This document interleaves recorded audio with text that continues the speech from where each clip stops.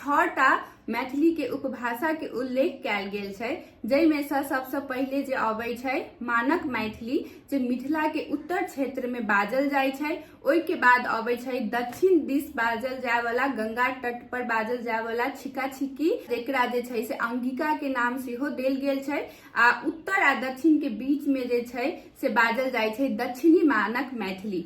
ओइ के बाद पूर्वी दिस कोसी के तट पर जे बाजल जाय छै ओकरा कहल जाय छै पूर्वी मैथिली, आ ओकरा जे छै से गवारी सेहो संज्ञा देने छथिन जॉर्ज ग्रियर्सन। ओइ के बाद पश्चिम में जे छै से पश्चिमी मैथिली बाजल जाय छै, आ ओकरा बज्जिका सेहो कहल जाय छै। आ पश्चिमे दिस जे छै से मुसलमान समुदाय में सब गोटा जे छै से एकटा दोसर प्रकार के मैथिली बजै छथिन, ओकरा जोल्हा मैथिली कहल जाय छै। सबसे पहिले बात करब मानक मैथिली के बारे में। मानक मैथिली मैथिली के सबसे परिष्कृत रूप छै,